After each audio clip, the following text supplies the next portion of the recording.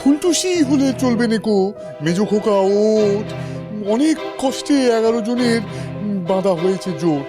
আমি তৈরি বাবা। না না মেজ দাদা, এখন তোমার বিশ্রাম নেওয়াটাই দরকার।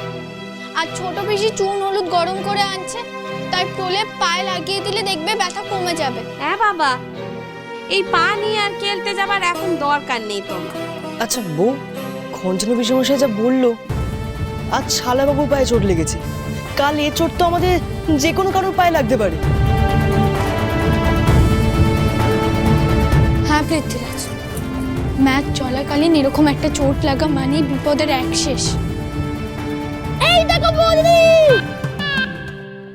আমি এমন ব্যবস্থা করেছি যাতে বল লাগবে কিন্তু চোট লাগবে রে।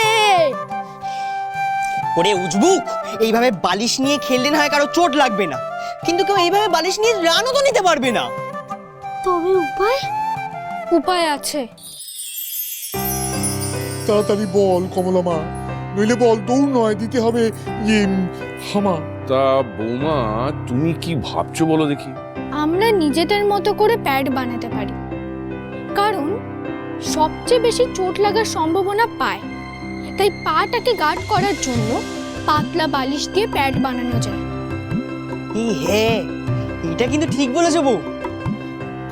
মা বড় মা, আপনারা তো ভালো সেলাইয়ের কাজ জানেন, আপনারা কি করে দিতে পারবেন? হ্যাঁ বৌমা, একবার দেখিয়ে দেবে কেমন করে করতে হবে, আমরা করে দেব। ব্যাস, তবে তো হয়েই গেল, আর পায়ে চোট লাগার ভয়ও নেই। কিন্তু আগে তো মেজ দাদার চোটটাকে সারাতে হবে। হ্যাঁ, ওই তো ছোট বেশি চুন হলুদ নিয়ে চলে এসেছে।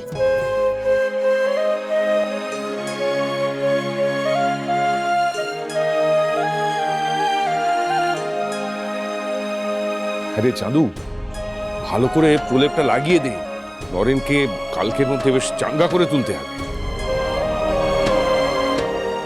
দাঁড়াও, চোটটা খুঁজছি, দেখি আমায় দাও, দেখি দাও। সাবু, ও সাবু, ডাকছো মা? হ্যাঁ এনে দর দেখি।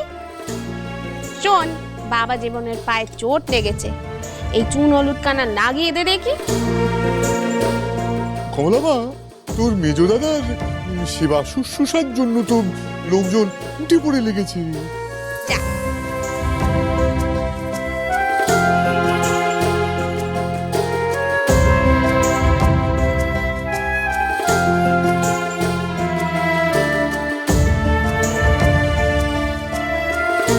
না থাক,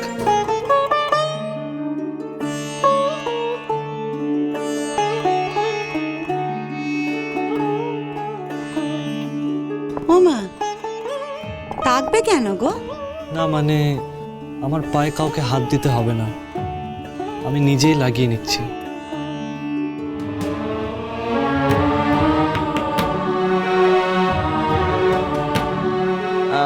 স্বপন খুড়ো, শুনেছি তুমি খুব বেড়ে গান গাও, তা আমার এই শালাবাবুর চোট লাগা নিয়ে দুকলি গান শোনাও দেখি।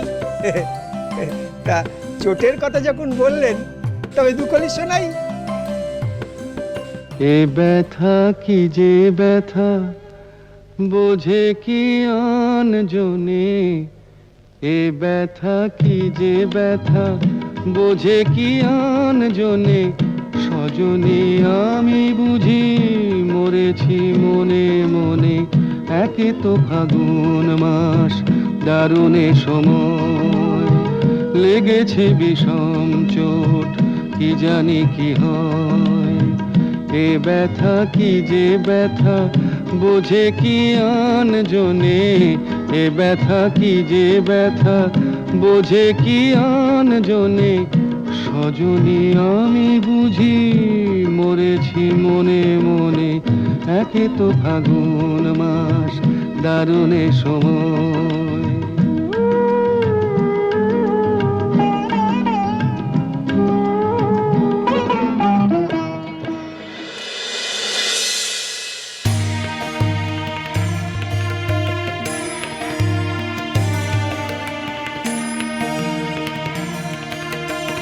বড় মা, আমি তোমাকে দেখিয়ে দিচ্ছি।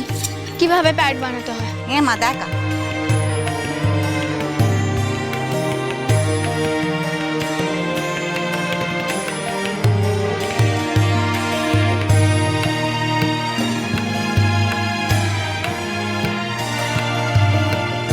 এইভাবে উল্টো দিকটাতে এই রকম হবে, ঠিক আছে? তা আমি বুঝি বাদ পড়েছি। রাঙা পিসি, আপনি আমাদের সাহায্য করবেন? যেখানে এই গোটা মুকুট যে বাড়ি, এত বড় একখান যুদ্ধের সকলে মিলে ঝাঁপিয়ে পড়েছ, সেখানে আমি কি বাইরের নৌকা? চলো চলো, কোথায় কি কি করতে হবে আমার একটু দেখিয়ে দাও দেখি। এই যে আসো রাঙা পিসি।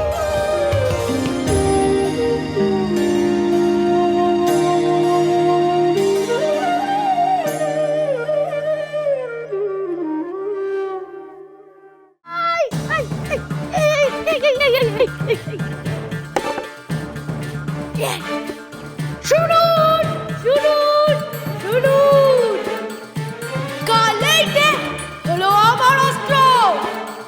মানিক দাদারা ব্যাট বলাতে লড়বে, আর আমি এই সোয়া হাতে।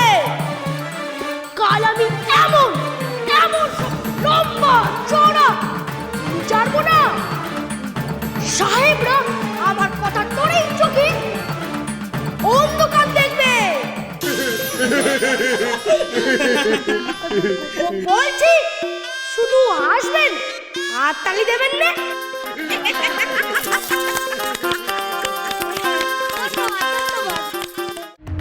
দেখ আসুই, তুমি যে বলছিলে ওস্তাদের মার শেষ রাতে, তো বলি কি রাত তো হয়ে গেছে, ওস্তাদের মার কানা কখন পড়বে? তোমার তো দেখছি সবেতেই হতো না, তোমার নিজে একটা দোষ। শোনো পারুল, সবুর করতে শেখো, সবুর করলে তবেই মিয়া বলবে, মনে রেখো।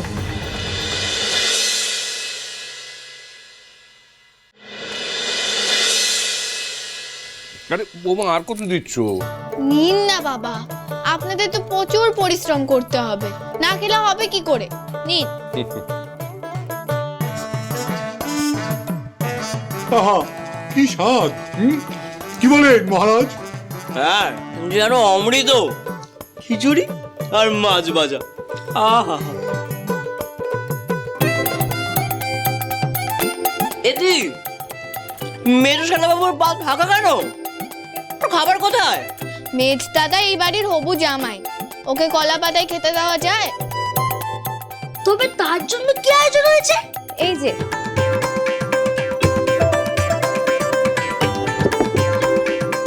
সাবু, ও সাবু, হ্যাঁ বড় মা। এনে এইটা নে, এইটে বাবা জীবনকে দেয়। পারবি তো? হ্যাঁ, আস্তে আস্তে ওর দেখি, আগে ওর। এনে যা। আস্তে সাবু ঠাকুরজি, দাঁড়াও, পড়ে গেলে গন্ডগোল হয়ে যাবে।